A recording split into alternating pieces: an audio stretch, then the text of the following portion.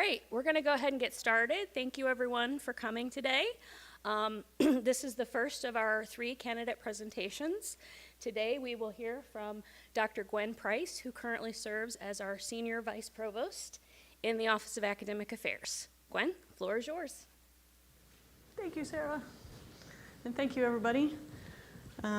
So we are here to talk about meeting the challenges in higher education. And before I get started on that, I wanted to just have two moments of thanks. Thanks, first of all, to all of you for taking the time to come and listen today. It's a busy time of the semester, busy days, to say the least. So I appreciate the fact that you're all here. I'll say thank you to those people that are watching the live stream from wherever you are. And thank you ahead of time to those people watching the recording. Hopefully it doesn't, well, maybe it'll solve your insomnia problems, but. So thanks for that. I'll also thank the committee for the opportunity to be here and speak with all of you, and for narrowing down the topic to a degree. It gave us, it's so narrow, I had no direction to go. So meeting the challenges in higher education, and how might I lead you through that? 2 distinct questions, so let's take them in order. All right, blank screen. So many, I didn't know what to pick. Let's talk about a couple of them. We could talk about the demographic cliff, if you wanted.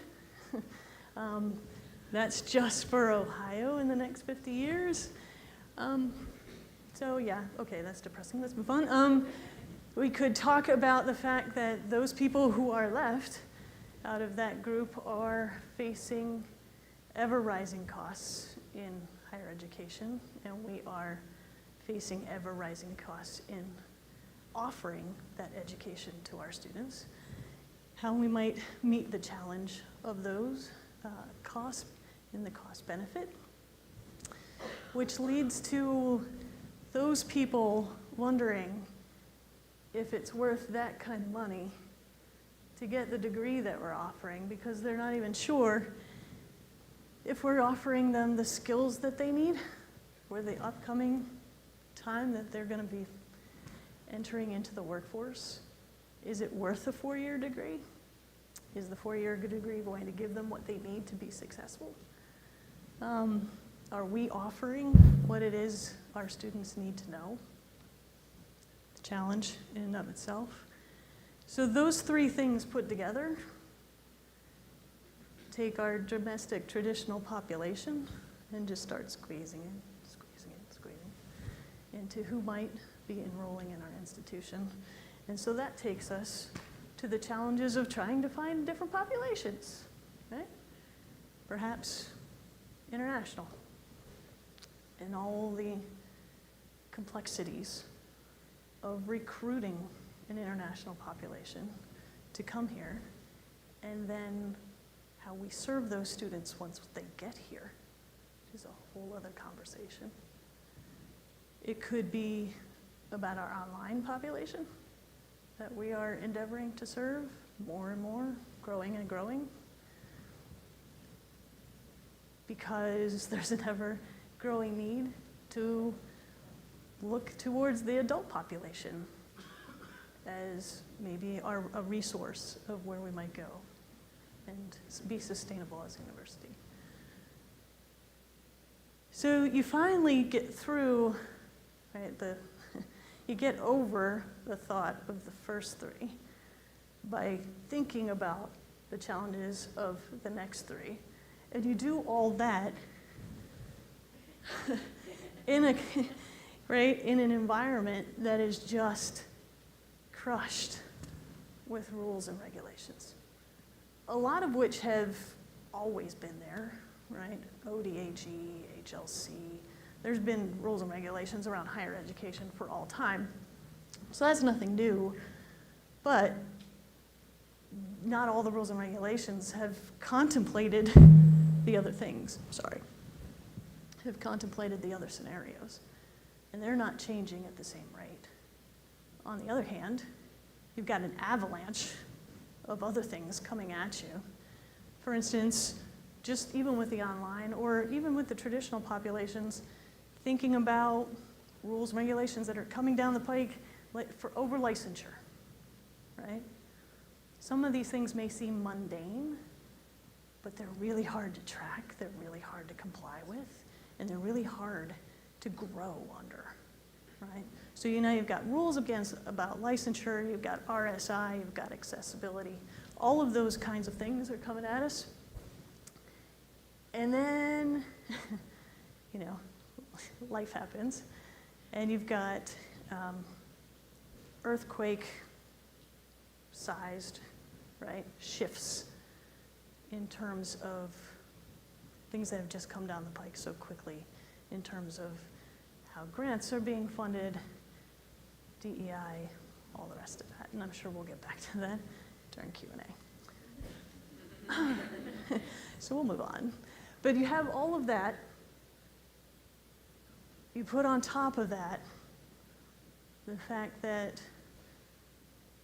we, along with a multitude of other universities, have a financial situation that have us teetering on the top of a very unstable Jenga game. And we're just kind of waiting for whoever it is to come along and knock that last piece out from underneath us, trying very hard not to have that happen. So you have all of that, and you stop and you think, okay, how do we do this?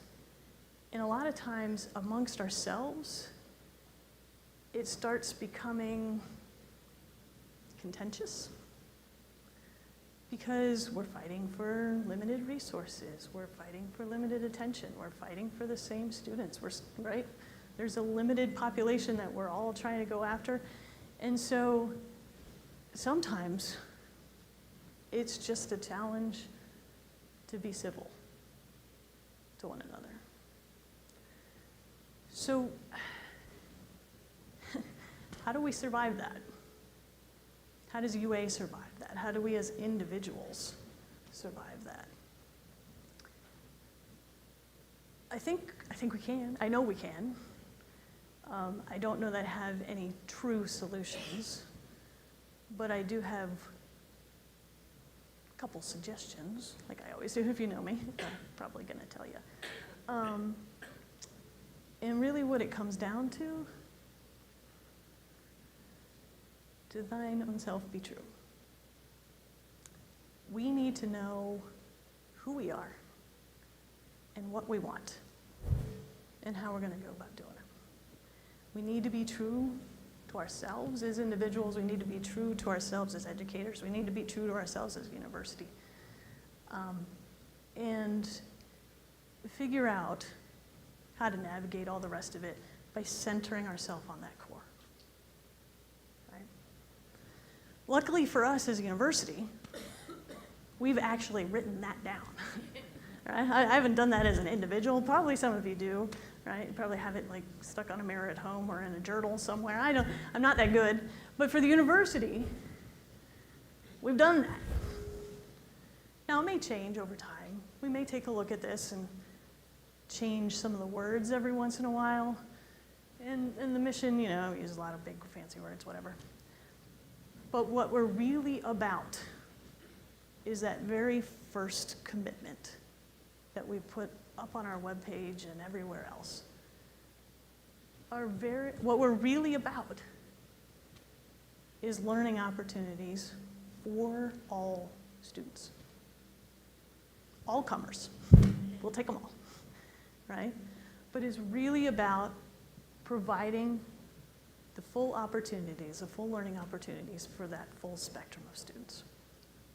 And that's what we need to center on. So let's do that, right? Let's meet those challenges with that lens, with that perspective. Let's give the students what they want. Let's look at our programs and give high demand programs in modalities that are in high demand, right? We have data, we can do that. Let's look at that. Let's give them what they want. let's give them, let's give them what they need, right? They may or may not know what they need, or, right? But somewhere along the line, we need to give them what they need academically, physically, emotionally, mentally, right? Whatever that happens to be in order for them to be successful here, that's what we need to give them, whether they know it or not.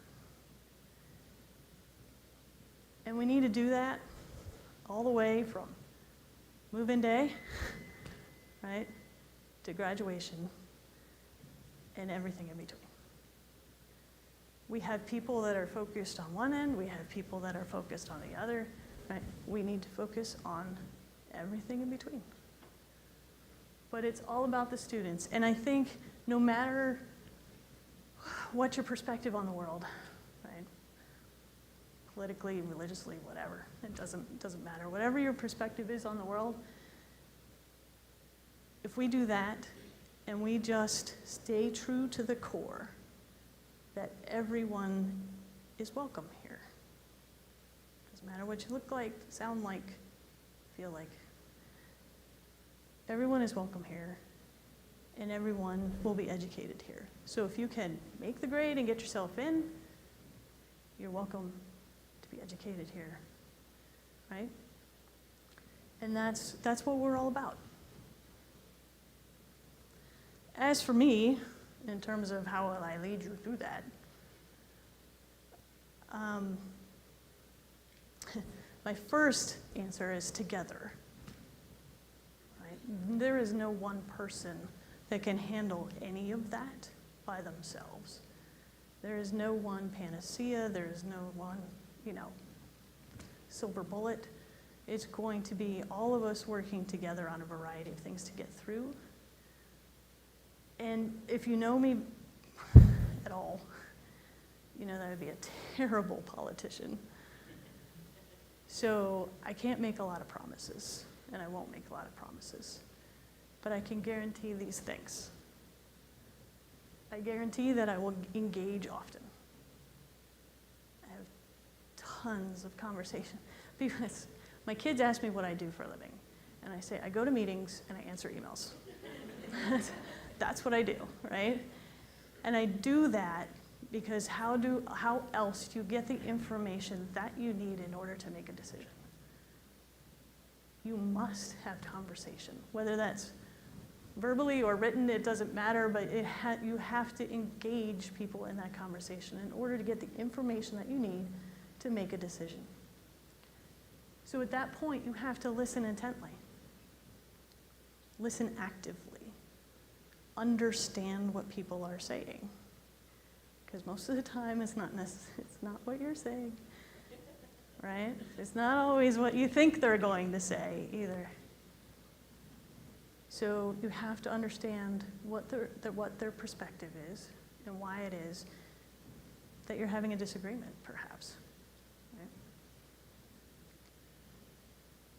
I told the president the other day this same thing.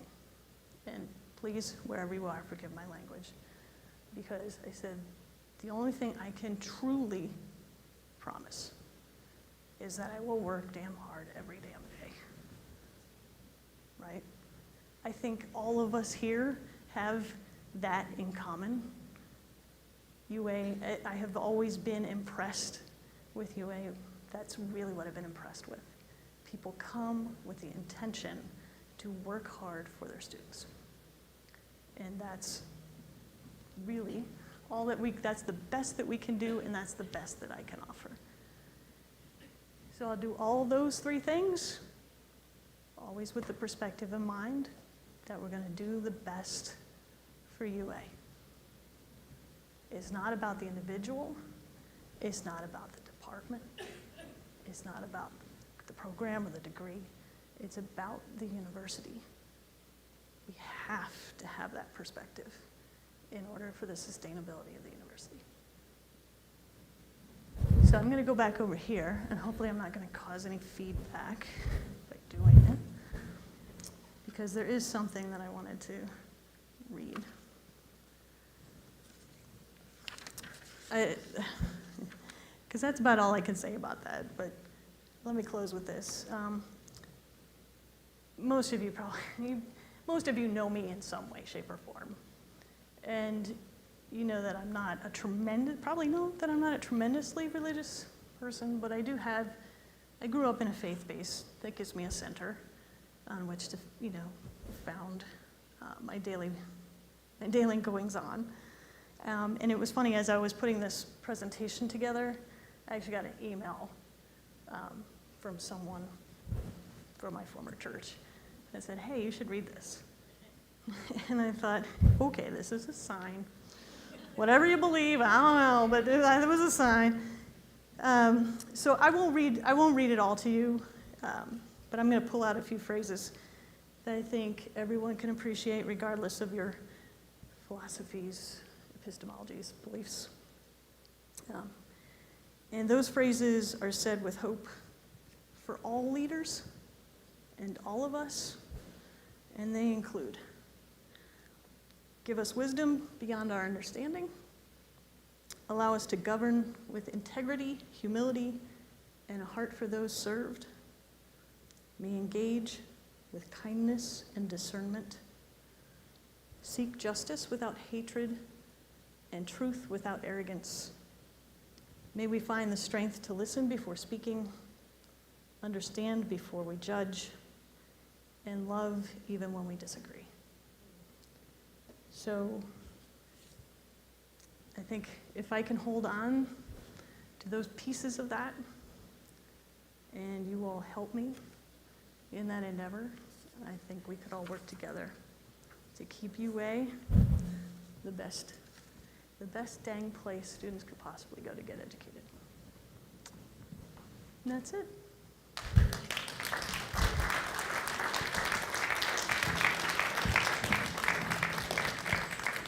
Questions?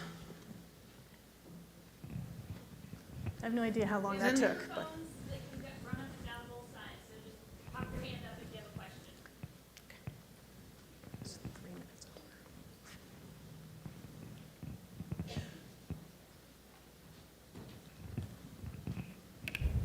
over. Oh, hello.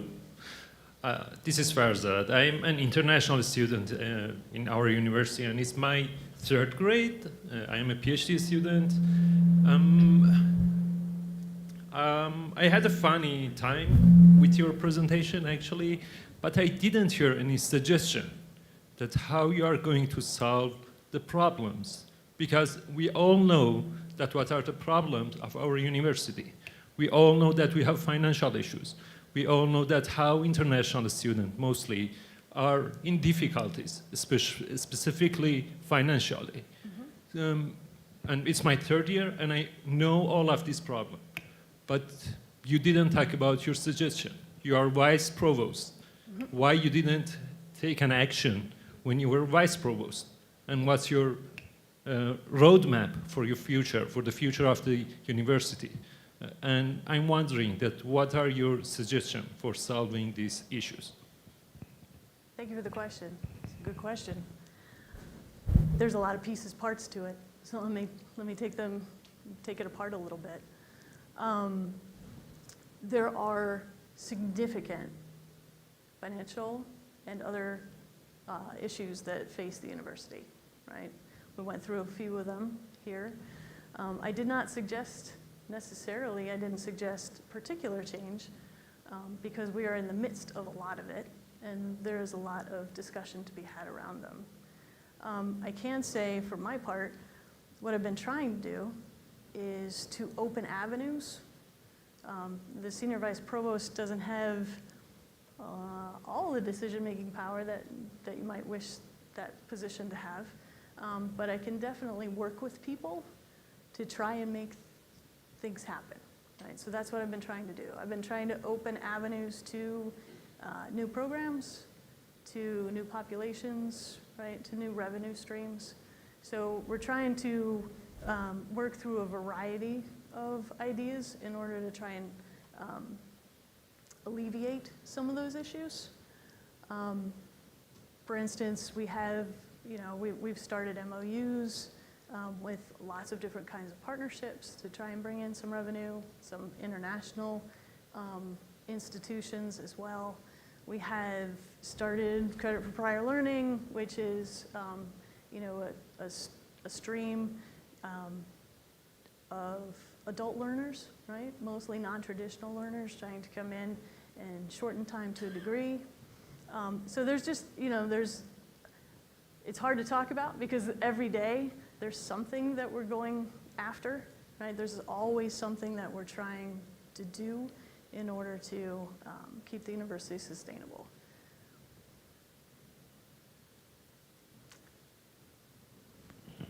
Hi, thanks for your presentation. My name is Neeta, and I'm in polymer science, Neeta Sahai. Again, two questions. One is most of the ideas that we are currently pursuing and that you've just basically reiterated, many other local universities and national universities are also going to be pursuing or are already pursuing, like trying to increase international enrollment. Mm-hmm. So what I'd like to hear from you, please, is how do you propose to compete effectively, especially with those who are in this neighborhood, 2 or 3 other universities that are in the same state system? How do you propose to compete with those under shrinking demographics of students and trying to get people from other places, MOUs, et cetera? That's one question.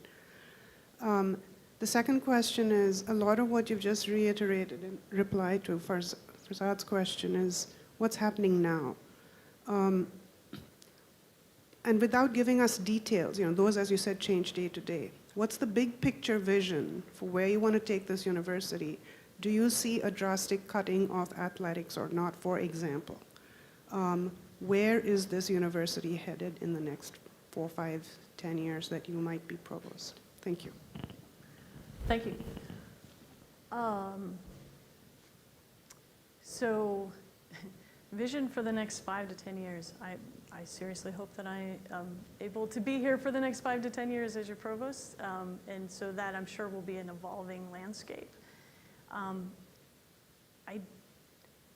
I see us as being an incredibly solid institution that knows exactly what it wants to do in terms of educating students. We know where our strengths are, right? We have particular strengths in STEM. Polymers is one of them, right? We have particular strengths in healthcare. I think nursing is growing at a rapid rate. We have particular strengths within arts and sciences that we need to look at and decide how we can better support and lift up.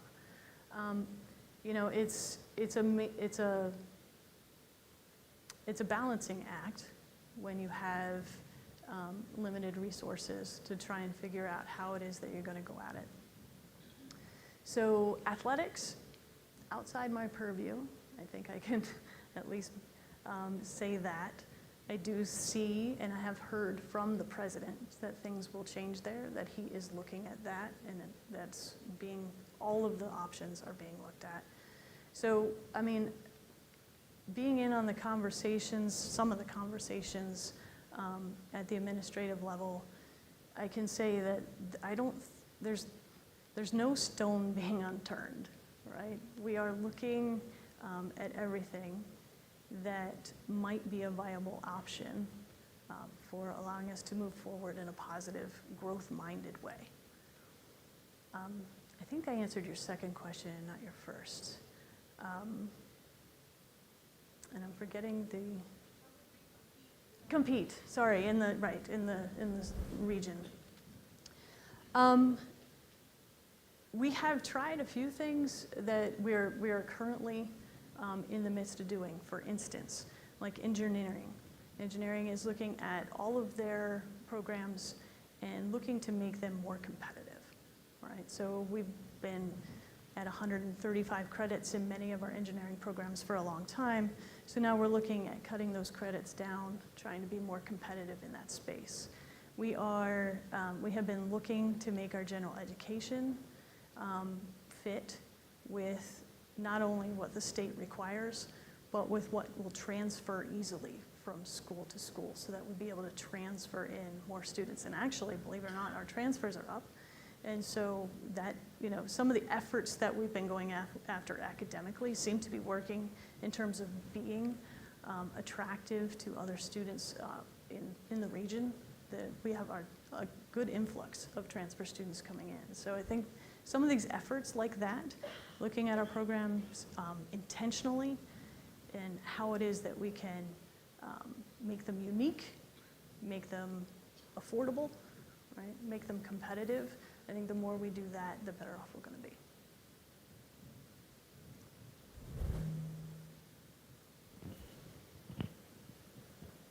I really appreciate the focus on working together to help students learn. And we all know that ground zero for doing that is the classroom. Can you speak for a moment about, as Provost, how you would support faculty in their efforts to help students learn? Sure. It's actually one of the best parts of the job. So I don't know if many of you know, I come from an education background, right? So I was a K-12 teacher for many years. I taught chemistry and physics for 15 years, and then I worked my way into higher education by teaching future teachers, right? And working on pedagogy.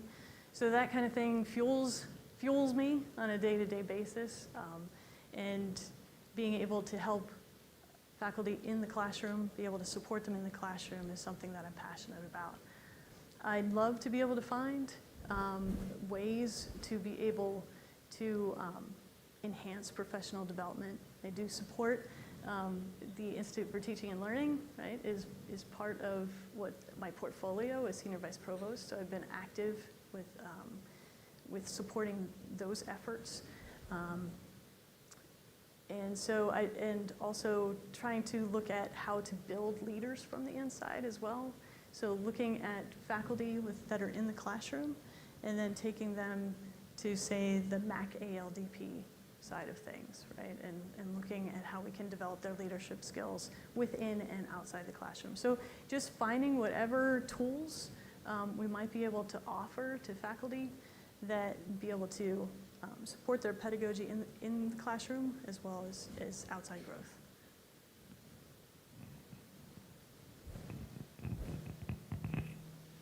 So my question is related to finance programs. So problem is you are the current OAA member. So that is during the past 5 years, led by the Provost John Winnick. He's trying to make the second times retrenchment, 2 times retrenchment. So that is how do you feel the responsibility of current OAA? And also in the future, how do you change of current trend to new direction? I still cannot see clear your vision of the future. Well, I'll try and articulate it as best as I can. I think that part of maybe that clarity or lack of clarity comes from the fact that it's not all about me, right? There are a lot of people in this room, there's a lot of people at the university that have input into that future. Let me be clear, I guess, that I see the university focusing and growing. And I think those are the 2 things that we need to go after. As for the retrenchment idea, I do think that, it's never an easy thing to go through those kinds of decisions.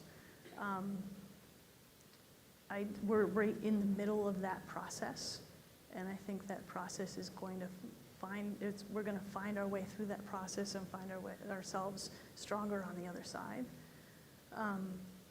We do need to make hard decisions. Every institute of higher education is making difficult decisions for all those reasons that I put on that first slide. It's never going to be easy, and it's never going to make everyone happy. But I think that's why we have the conversation. I think that's why we engage in shared governance. I think that's why We have the collective bargaining agreement. I think that's why all of the pieces, parts that are set up here at UA are, are ready and able to have those conversations and move us forward. So I know that's probably not specific enough to satisfy your question, but I don't know that I have a specific enough answer because there are many things that are unknown at this point. We're in the middle of a process that is still not yet finished. And so we need to let things come to conclusion and then take stock from there. Tim Myers, nursing.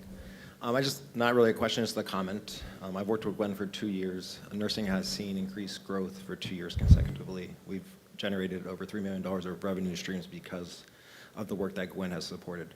So what I would say to these questions is if you provide Gwen with data and a clear model, that she will support those initiatives. So despite the university struggling, if your program or your faculty can articulate a reason to grow and how to grow, she will find resources for you.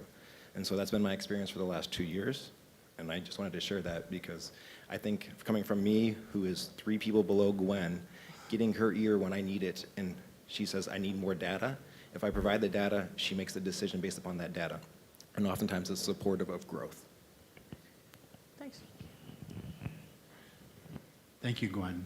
A question that related to your response to Toshi's question. You brought up the idea of shared governance, and clearly the provost position is right on the front line of shared governance with multiple groups, right? Yeah. So could you elaborate a little bit on what shared governance means to you and how you see that possibly changing given the rules and regulations that are coming down the pike from the state government and so on and so forth? Yeah. So I'll be completely honest and say that that was a significant area of growth for me coming to the University of Akron. In the state system that I came from in Pennsylvania, shared governance literally meant union versus non, right? Like it really wasn't shared. It was, there were conversations, but it really wasn't a shared vision, right, across the governance. I have found the University of Akron to be a much more receptive and welcoming place when it comes to shared governance. And so I would endeavor to continue and grow that and refine that. There are always opportunities for improvement in any process, and I think that's one place where we can always find that. But it is deeply important that the Provost, Office of Academic Affairs, have the conversations with whether it be Faculty Senate or University Council or AAUP. All those conversations need to be had, and they all need to be consistent. I think that's incredibly important to do. The last part of your question. Oh, with the changes coming down from the state, how might things change? Honestly, I'm not sure. I do think that the conversations will probably get deeper and more meaningful. And I think that's going to be necessary to move the university in the right direction. To go at it from a contentious standpoint does nothing for the good of the university. Does nothing for, the positive image or the branding of the university. And so we need to continue to have all of those constituent groups meet so that we can grow the university appropriately.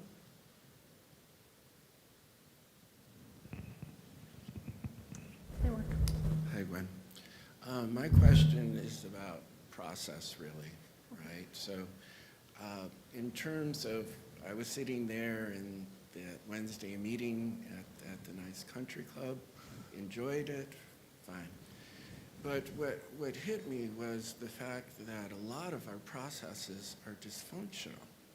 And in terms of graduate contracts, you guys have done a good job of circling around and trying to make this work. At least 20 of our graduate students weren't paid for 2 months because of the process, and it was terrible. The other thing is like tuition, our special program, our AMP program. Students weren't charged for tuition even in the fall. I mean, these are massive misses here.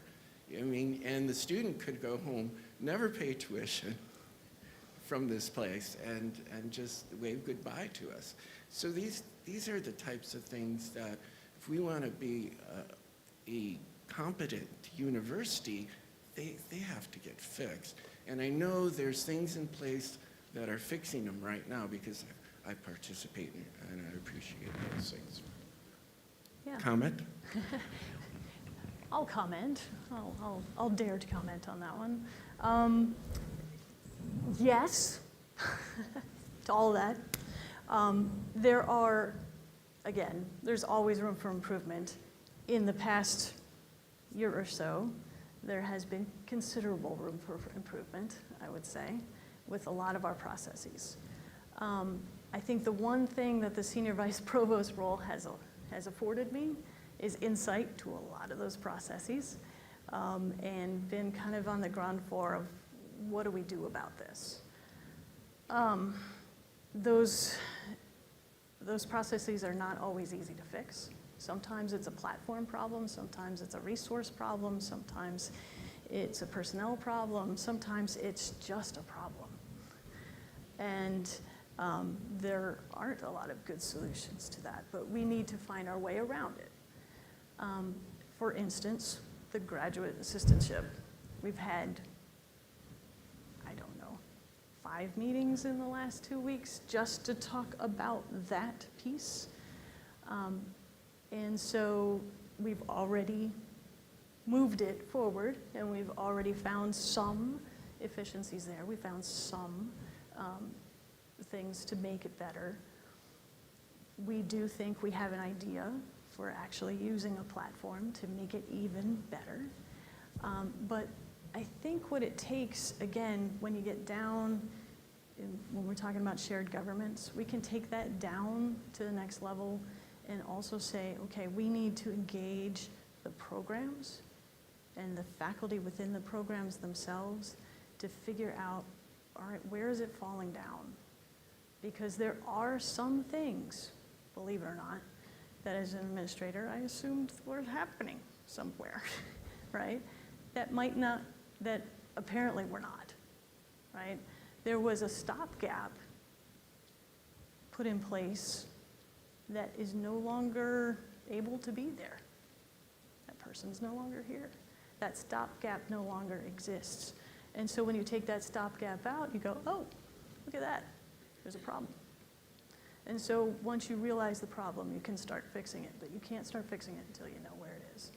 And so, you know, having those conversations and trying to find where those pieces are that are falling down so that we can fix them the best that we can. And yes, you're absolutely right.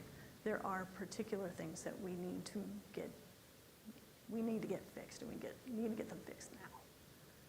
Because otherwise, all the rest of it just won't help.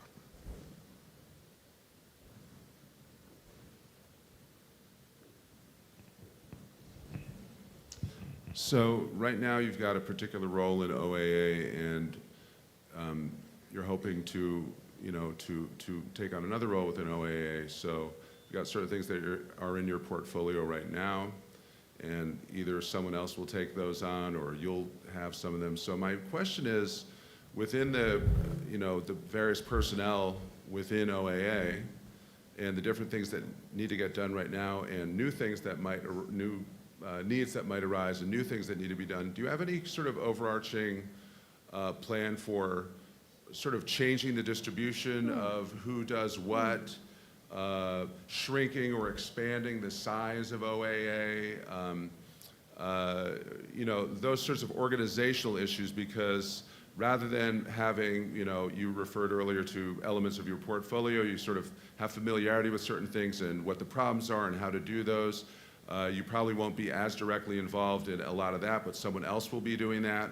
Maybe you'll still be doing some of it, so stuff's gonna have to be, you know, we're always moving the deck chairs around on the Hindenburg here. So the question is what your overall, you know, views are about organization of work within OAA, and especially as regards how everybody else on campus will then be interacting with those people and their job functions and so forth. Is it going to be roughly the same? Do you envision making changes? That's a great question, John. I'd be lying if I said I didn't have an idea about that. But given the role that I'm in currently, no one's asked me till now, right? So I have, obviously, I've contemplated that, right? Wanting to move into this role, what happens? What happens? I mean, I feel busy most of the time, right? Like I feel like I have a full-time job and I'm, you know, working really hard at it. So those things need to go somewhere. Do they follow? Do they go to someone else? So yes, all those questions have come to mind. I do think there is opportunity for a little bit of rearrangement. Right now, so I have both faculty and academic affairs, right? So I interact with faculty, do the faculty union, all of those kinds of things. I also do curriculum, right, and all the academic stuff on that kind of side. And so HLC, right, I'm the HLC liaison. Like there's a lot of pieces, parts to the job. And so I've probably done 10 drafts of what the rearrangement might look like. There are opportunities. It comes down to what is the president's vision for OAA, and whoever gains the role of provost sitting down with the president and then having that vision and then consulting with those members of OAA that are currently there to decide how to move forward. And so I won't get ahead of that, but yes, I think there probably will be some differences.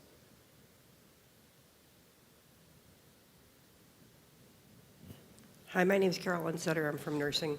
I've been hanging around this university for 52 years, since I was in high school. And you're new to Akron, you're new to the university, and obviously we've had a little bit of trouble with our public relations in this city and the counties surrounding us. As a provost, you're one of the senior administrators of the university, and your outreach to the community publicly is really important. We really need to bring very positive vibes from the community, the local high schools, to the school, you know, to the university for it to grow. And so how do you plan to do that? Thank you for the question.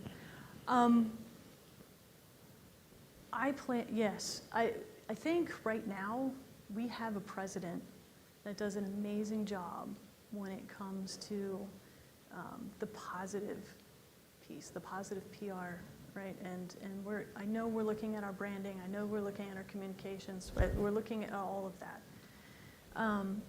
And where does the provost sit in that? The provost doesn't tend to be a very outward-facing position. I would like it to be more outward-facing in the sense that I think what we miss is the opportunity to tell everybody how great our academics are. We have amazing academic programs at the university. There are a few that we kind of put out there, right, in big bold letters with flashing lights, but we don't tend to do that on a consistent basis. And I would love to be able to move that piece forward in whatever way, whatever way we can. Again, there's lots of people to get into that conversation about how to do that well. I am not a trained person in communications, obviously, or in media, right? And so I would be relying on others to give me the advice that I need to be able to do that forward. But I think, there are, every time we have a new initiative, we should be shouting it from the rooftops, right? We have some things coming down the pike right now that I think are going to be very exciting for the university. Just at the last Faculty Senate, right? The new institute that just got approved at the last Faculty Senate meeting. That's a huge opportunity for us. We need to jump on it. We need to jump on it now, right? So as soon as we have any kind of details about that institute and how it's going to run, we need to make sure that that's out there. So, there are opportunities that the provost needs to single out and lift up. And that's, I think, part of the provost job, and I'd love to be able to do that. I have one more question for you. Sure. So back to the first question from our graduate student Okay. about the finance crisis. Yes. So then how this university's finance problem influence of the student? So that is actually, I can provide you detailed information. So this semester, graduate student fee suddenly increased by 45% without any explanation to graduate student. Graduate student really scared and start to feel this place not place for doing research. But how administration will support such international student? Because you also mentioned the importance of recruiting of the international student. But already retrenchment news, student fee increase, everything is already more spread out to the world. We cannot stop these directions. So how you can overcome these very finance big problems? At least I think you must mention that. Otherwise, we cannot change current trend. And how do you change as a provost? I really want to hear from you.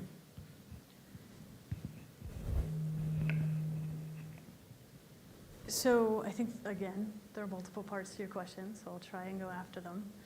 I do know that the fees, obviously, I know that the fees increased, and I know that they jumped on the bills for students in a way that they did not expect. That is... The problem is no explanation from administration. That's a problem. So the fees are laid out publicly on the website for people to see. So I'm not really sure if those fees were incorrect. They can let me know. We can get that fixed. So I'm not sure which fees they would not be anticipating. I do know that there were some struggles with the billing that got fixed, and that was part of the problem. I think there are some students that didn't anticipate some increases that they should have. And I know that those students were spoken to and they got fixed. So I know that's not the gist of your problem, the gist of your question necessarily, though. There's the communication issue, right, in terms of what the students expect. And then there's, hey, fees keep going up, right? We know, and we understand that. I do think that as a state institution, we have some guidelines we need to go with and that we need to follow. We're going to do our best for our students, the best that we can for our students, while still funding the programs to an appropriate level. And so, I think, I think that there are conversations to be had by the administration around that, but mostly, that's going to be a conversation amongst the president, the CFO, and the provost to maintain that at an appropriate level moving forward.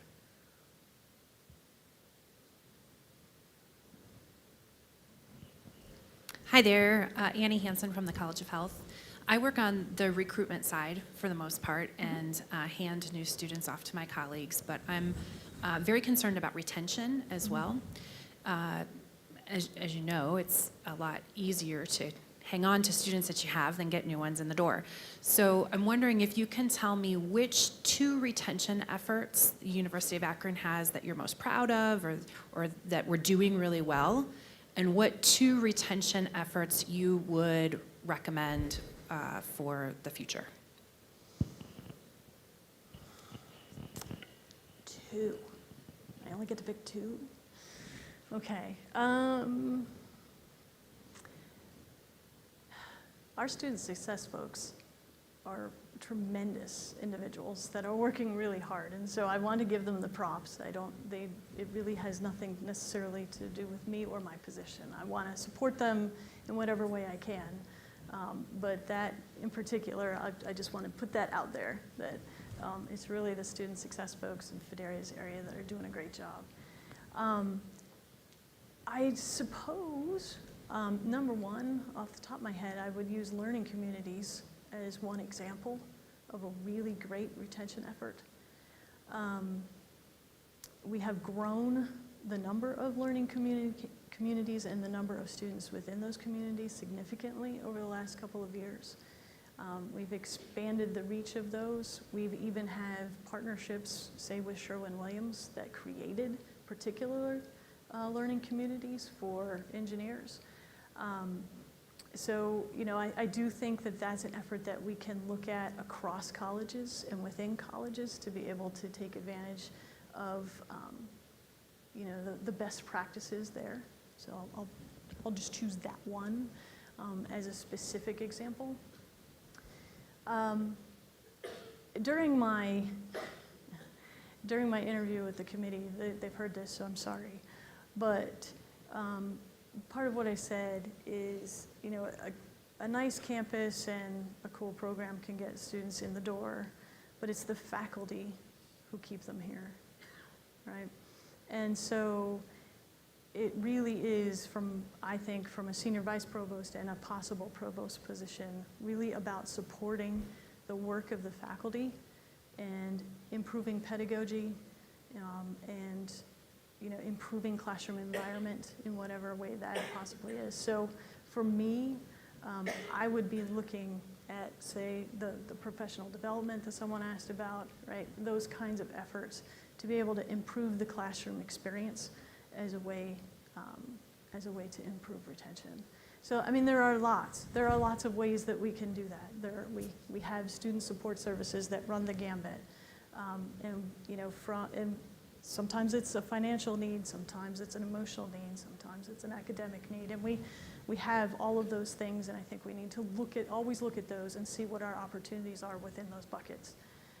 But honestly, from a provost and a vice provost position, the best thing that I can do is support the faculty in their teaching to allow the students to be successful in the classroom. The more successful they are there, the better they're going to be retained.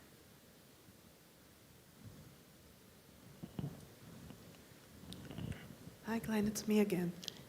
I have to teach at 2, so I'm going to I'm right here. Oh, I'm sorry. I'm sorry. I saw her moving, and I was Sorry. I apologize. No.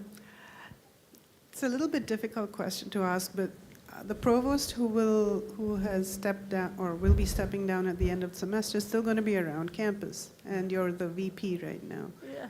So to what extent do you see yourself having a different vision than what was there before versus what's there now for the future of the school?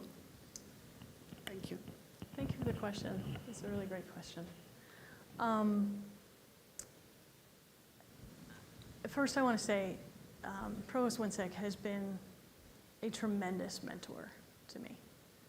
He is an incredibly smart individual who has done this several times at several different institutions and has given me more to think about on a daily basis than probably any other boss I've had. So I very much appreciate working for him, with him, and hopefully after him, right? He has been supportive of me in my role and has tried to enlighten me as to why he is making certain decisions and how it might impact the future of the university, and had a conversation, like, so if, you know, he's realistic, I'm not always going to be here, how is it, you know, 5 years down the road, what is this decision going to mean for the university, and would you do that differently? Oftentimes, I say, yeah, I'd do that different, right? He is, no offense to anybody in the room, he's an engineer, and I'm in education, right? So our brains don't necessarily go to the same place first all the time. On the other hand, we're both data-driven individuals, right? My teaching and research background is in assessment and data-driven assessment. So we both like a good spreadsheet, right? And we both tend to want to see the data, look at the data, and go from there. So, you know, I don't know that I could say I would take a full departure, right, from the direction that he's going, but I can say that I think it'll look different. I think it'll feel different, just because we're different people, and we engage in different ways. So, thank you.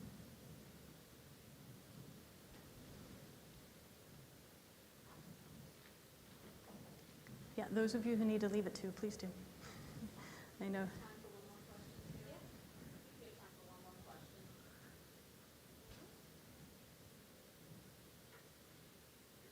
Yep. All right, thank you so much.